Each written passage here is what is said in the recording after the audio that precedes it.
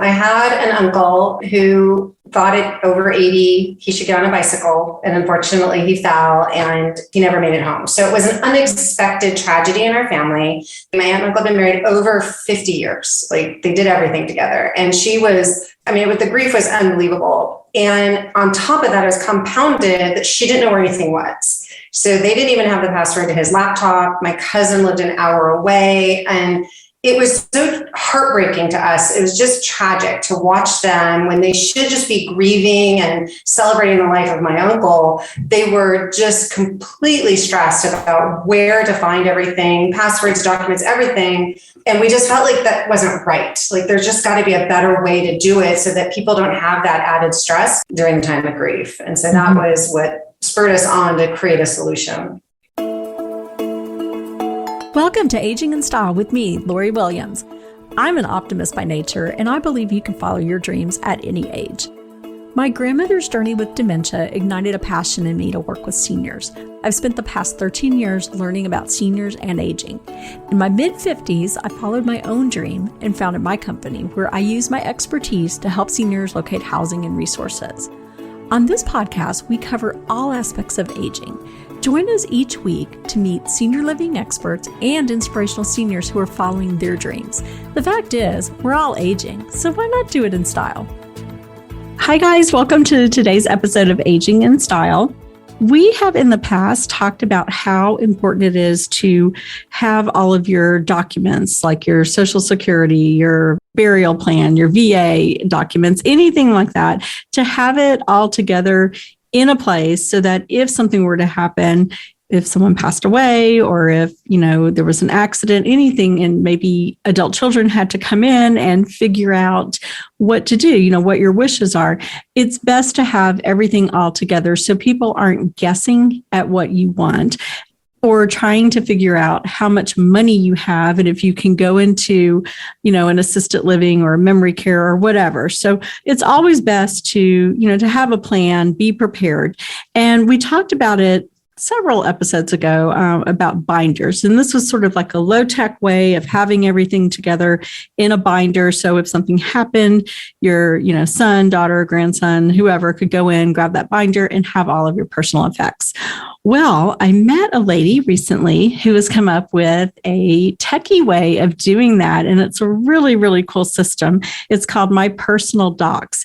And she's on the show with us today to talk about it, how she came up with the plan, how it works. And I'm just really excited to introduce you to her. Her name is Leslie Frazier, and she is an experienced business person. She's an innovator and a mom of twin girls. And she's just, driven to help others and takes pride in providing a solution that's going to help families reduce the stress during the loss of a loved one.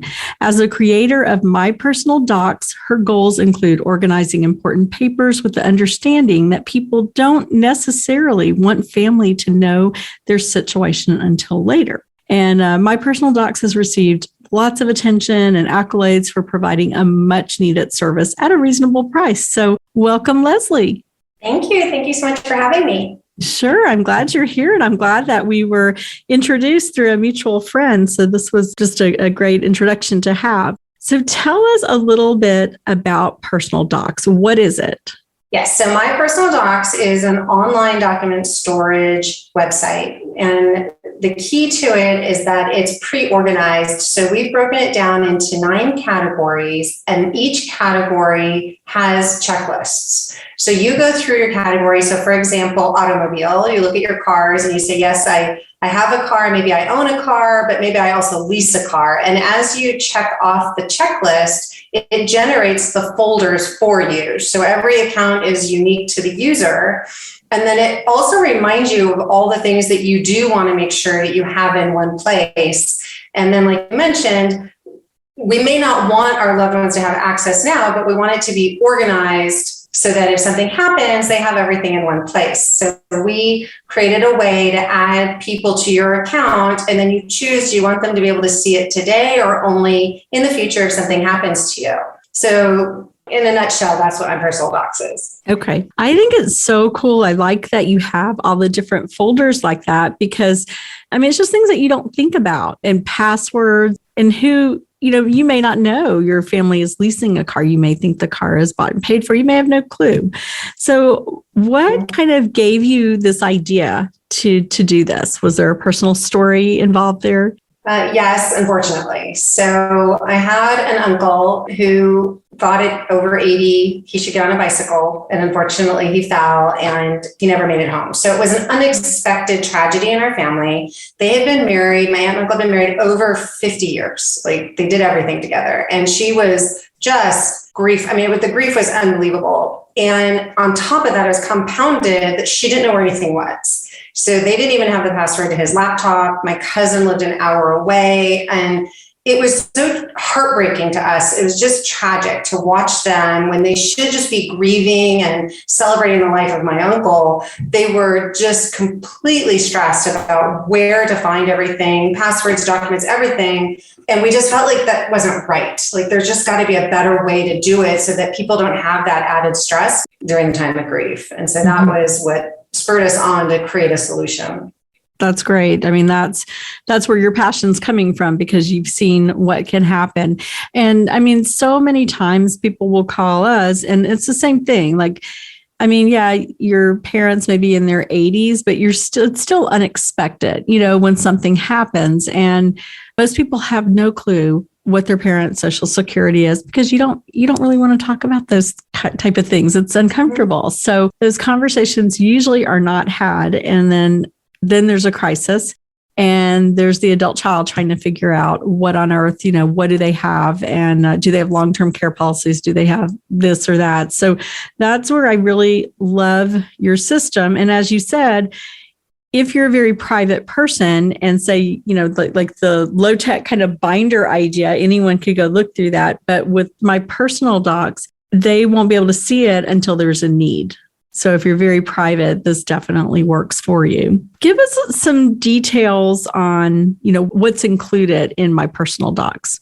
What I say, there's three key things. So you have we talked about the folders, the categories, and your checklist, and then you'll have your folders created. And you can actually put notes in. So you upload your documents and there's a field to put in notes. So maybe something is inherited from a family member and you want to make sure that your family knows that. If there's account numbers, if one is mom's account, one is dad's account, you can put free text in there. So it's very clear to your family what everything is. And then we talked about the representatives, and then you can give them access now or in the future. And then we have what we call an inventory report. So at any point in time, you click one button and up pops a report, and it's alphabetical by category. It says, here's everything in your system.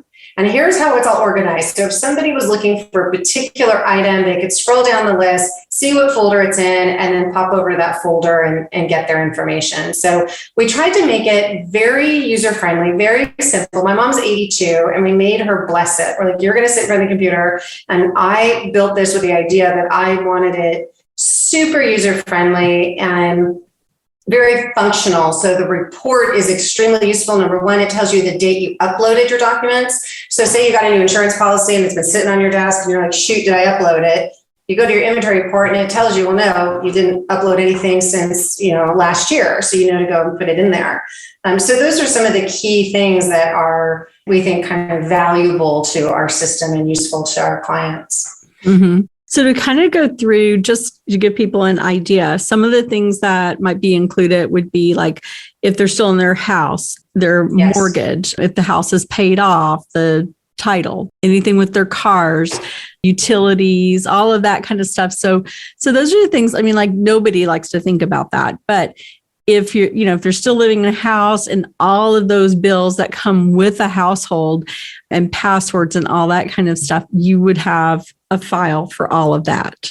So how it works is, the idea is this is what your family is going to need to close accounts, settle your affairs. Mm-hmm. So there's a contact, one of the categories is a contact module, and I call it a Rolodex for those of us that know what that is, right? Mm-hmm. The types are pre-labeled. So you would select, here's my utility, I have a landline, here's my utility, here's my internet, and then you put all the contact information in there because the bills are only a point in time and you're paying the bill. And we didn't want people to feel like every month are they supposed to update. It's just, The contact information is stored there so people know who to call to close an account, suspend an account, whatever they need to do, but not necessarily uploading the actual bill. So the insurance policies would get uploaded, but you can also put your insurance agent in the contact information as well. Okay. And so some of the other things that people have found very useful, and it's interesting because obviously everyone's situation is unique. So we have, in Texas, mineral rights are a big deal. And I'm from the West Coast, that wasn't really a big deal there. So we've made sure that things that may not be specific across the board are on the checklist. And then as you select it, right, it's available for you. So people who have done adoption, we have a section for adoption papers. People are very concerned about making sure those aren't lost. Like you mentioned, your home, but with your home, you could have a home warranty insurance. You have your home owner's insurance. There's so many different things that go into that you don't think of, right? We said, well, what if somebody has a boat or they have a recreational vehicle or a motorcycle? Like we've put all those different items in there because everybody's different. Second homes, timeshares, all kinds of items are included. Yeah. And it gives you prompts for all the different things. So I think that's cool because you might not be thinking about something and be able to add it in that way. Okay. And then is there a section like just all passwords? Because I think my Wi-Fi in my house, my husband knows the password. I don't know it. I think it has something to do with Harry Potter. Oh, he's going to have to change it now. Oops, sorry. But I can never remember it. So I often think about that, gosh, if something happened, I don't even know our Wi-Fi password. Right. So we put that in the contacts.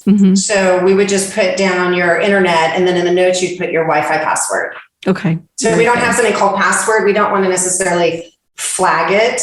Okay. Right. They always say don't use the word password in an email because somebody might be trolling. And we have all the security that you're supposed to have around this kind of venture, but you never know, we don't want to use that word. So we just say in your contacts, you can list all the passwords you want. You can put we put all the credit cards are in there. So you can put your account numbers in there for your credit cards. So your family has that to call. So that's where we can store it. All of the things to make sure are canceled. And, also I would think you would have, if you have already prepaid your funeral, have your information in there. So all your family has to do is just go get that information and go take care of everything.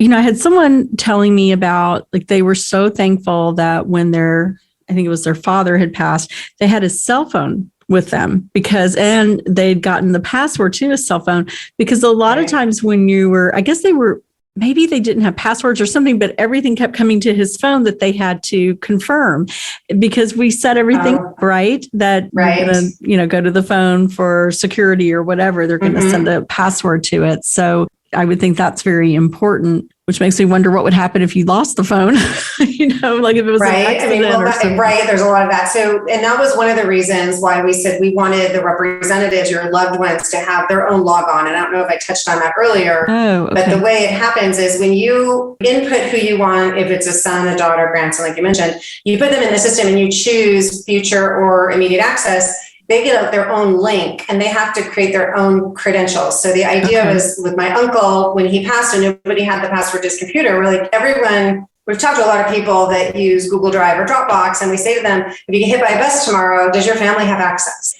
And sadly, really, they don't, unless you've written the password down somewhere. So you're back to either share the password today, and you may not want them to know your information, or risk something happening and your family not being able to get it. So the way we created it, again, we had what we thought was the perfect package. And we said, we don't want anyone to have to share a password. Everyone will have a unique password and it'll go into their account so that we avoid that from happening. Okay. So you have your My Personal Dox is all set up. Say you are in a terrible car accident. How does the person get their login at that point? So when you assign somebody future access, they get an email at the point that you create the account or you've put them in your account. And then it says, this account's been created. You're a representative. You're allowed future access. Please bookmark the website. Please keep this information and reach out to us when needed. And then as a business, we require third-party evidence. So if you're in a hospital, a doctor would say if you're incapacitated, right? The whole concept is you can't be able to make decisions, right? That's the issue. So the doctor, you would get some sort of documentation and you would submit it to us. We would attempt to call the person whose account it is. And if there was no answer after we tried to verify and we had the third-party documentation, then we would give them their access and they would create their own logon. Okay, gotcha. Yeah, I kind of wondered how that would work. Mm-hmm. Okay, Yes. that makes perfect sense. Okay. And is there, I know you mentioned something about like a trial or special for people to try it out. How does that work? Right. So we have a free plan. So our plans we started off very economical. Like our point is we really just want to help people. So our most economical plan starts at $6.99 a month. If you want to do a monthly subscription, if you want to pay for it in advance for the year, you get 10% off. So it comes like $75 for a whole year. We decided that some people want to be able to, dip their toe in. So we created a free plan. It's the same bells and whistles. It's the exact same categories checklist. Nothing has changed when you log in. You get to put in one representative and you have unlimited contacts. And then it's just in regards to the number of documents you upload. It's a smaller capacity for the free plan, but that may be all somebody needs. And then that's great. If they have more, they want more representatives, or they decide that they want to expand and put more information in, they can always upgrade to the plans. But again, they're all very economical. Okay. And then, because I know someone is going to ask this question or be thinking it, how secure is it? So you're putting in all this personal information. Mm-hmm. How secure is the system? Right. So the connections to the clients, the users, are all secured connections. Just like when you log onto your Blink, you get that HTTPS in your toolbar. We have that all set up. So it's encrypted upon communication. Our servers are behind firewalls that are monitored 24/7. There's a third party called Trusted Site, and you can get verified from them. And if you go to our website, it's in the bottom right corner. It says that it has been Trusted Site verified. Okay. Yeah. I've seen that before. So, okay, great. Mm-hmm. I just knew that would come up. So I think it's such a great plan. It makes a lot of sense. Kind of moving on from that, but is there a senior in your life that really inspired you? So, I hate to be cliche, but my dad, it was really my dad. So he's no longer with us, but he was a doctor and we started off in a small town. And when he first started, he used to do house calls. It was just so sweet. And then they used to call him the gentle giant. He was 6'4" and very soft-spoken, always went out of his way to help people. And he loved to garden. And so and it was prolific. Like my mother sometimes was like, honey, enough. Like I can can so much. And he would take big baskets and put it in his waiting room with little brown bags. And he would just make sure like everybody got, right? And at our church, he would go and just garden there. He would just take care of, just for fun. Like we're in Sunday school and he would just go pull weeds. Like he just had this heart of gold. And I think that's partly why we're doing what we're doing, because we just want to help people. And it's our way to be able to help people make lives a little better. Yeah. You saw that need through your family and then taking what you learned from your dad and kind of pulling it all together. Yeah, that's beautiful. Okay. So now if people want to find out about My Personal Dox, what's your website? It's My Personal Dox, and Dox is with an X. Like xylophone or Xerox. I'm not sure what word to use for that, but it's mypersonaldox.com is the website. And they can go there. You can try the free trial special. You'll see it there. And then we also have a discount that we're offering for those who listen to the Aging in Style podcast. And if you decide to purchase the plan or the monthly plan or the, annual plan, you could do it either way. The annual plan, you said you get 10% off. But with Aging in Style, if you put in Aging in Style or AIS podcast at checkout, then you get an additional 5%. So everyone likes to save a little. So there you go. There's another way to save. We will also put all of this information on our website. And with the podcast, you'll be able to access Leslie's website so you can find it and go play around with it and see what you think. There's also a YouTube video that gives you a little demo of how it works, and we will put access out for that as well.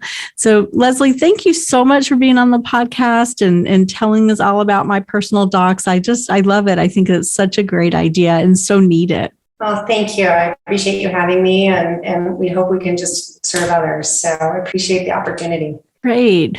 All right, guys. Well, we will put all that information out there. You can always visit my website, which is loriwilliams-seniorservices.com, and see all of our different podcasts there. You can listen to them all and share them with your friends and family. And this is a great one to share as well. So we will see you next week. Bye-bye.